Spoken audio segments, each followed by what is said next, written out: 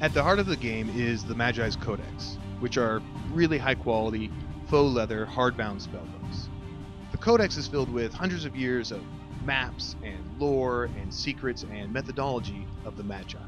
It also includes master spells, riddles, and clues used in the adventure campaign, as well as the Serpent's Key, which helps new players to code level 1 spells without actually having to memorize them. But its primary function in the game is to hold your incantations. It'll also hold any special rights you're carrying, your specialization, and artifacts. Incantations are printed on giant 4x6 full-color heavy cards, and there are hundreds to build your codex out of. Magi flip through their codex until they find the incantation they wish to cast. It's pulled out of the codex and either held upright in front of them or placed in the casting stand with the activated side towards you. The back side of the card faces towards your opponents or the player narrating that encounter and shows the serpent's tongue that you must speak in order to cast that spell. If you say the wrong words, it's miscast and it will be discarded. On miscasts, all other players, opponents, and allies, but not you, receive its resonance value. Resonance is an advanced gameplay concept that you can find out more about in our advanced videos, but very quick background. Resonance represents the exhilarating infusion of power that Magi experience whenever they successfully speak Serpent's tongue, or that's diffused into all the Magi around them when they summon that power but fail to cast it correctly. It's used in the game to unlock higher levels of your specialization, activate some of the artifacts, and reattune incantations from the discard pile back into your codex. But you are a well-trained Magi, and this is a simple level 1 spell, so we will assume you cast it correctly. So you collect its resonance and place it in front of your target, opponent 1. Actually, that's so generic. I think we can do better than opponent 1. Let's make your target Tobias Grinshaw, a 17th century medicist working for the Catholica. The Catholica is one of the many secret factions of Serpent's Tongue and represents an inner sanctum of Magi operating behind the veneer of the Catholic Church for centuries. So you cast Lesser Death Touch on Tobias, but let's say he was able to get a shield up in time before it impacts.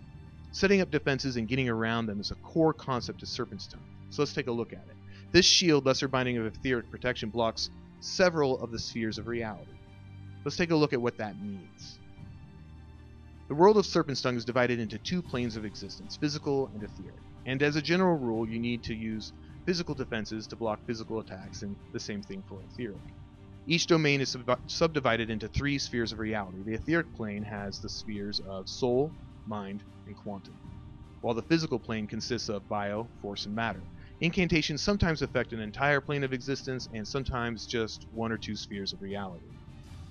Lesser Binding of Etheric Protection blocks the entire etheric plane, mind, soul, and quantum.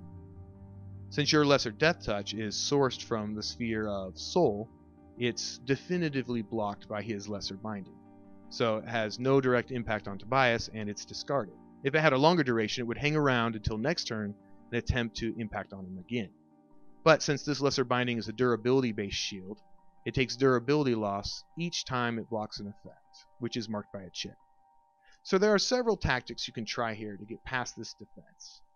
You could just keep casting etheric spells and slowly batter down the shield's durability.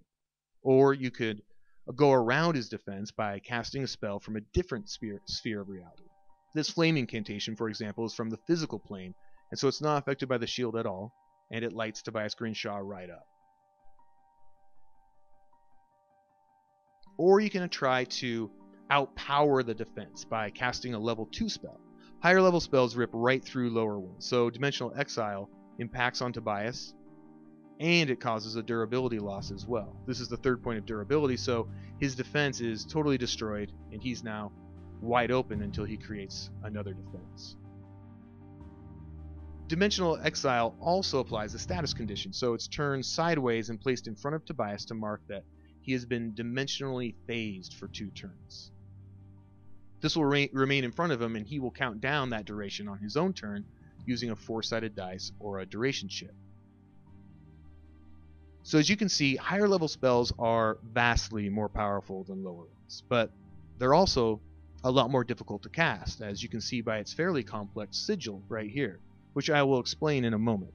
This is a key component to Serpent's Tongue's balance. You can always cast more powerful spells, but they'll be a lot more difficult to cast than these apprentice level spells. There is one more important method to power up your incantations without having to memorize these really complex adept and master level spells. You cast the same spell as a ritual, which will make its effective level 1 higher.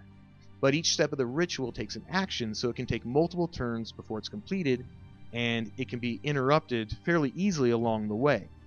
Your allies, however, can use their action to complete your ritual immediately on the same turn. So teamwork can become essential to setting up or overcoming really tough defenses and allows a couple of apprentices to take on a master. Finally, let's talk about the Serpent's Key.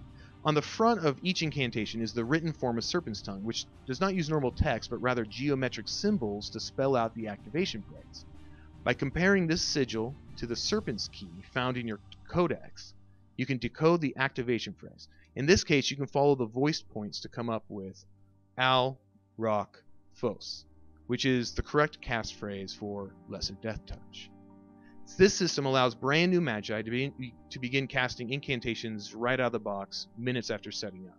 But it will only really work at apprentice levels because beyond that, the sigils become so complex it's very difficult to decode them quickly, and you'll have to master your spells in the traditional sense as a real mage would. Serpent's Tongue is a big game. It has multiple play modes. It has solo adventures, team battles, non-combat competitions, and a 40-hour cooperative adventure. There's a lot more gameplay and backstory available at becomemagi.com.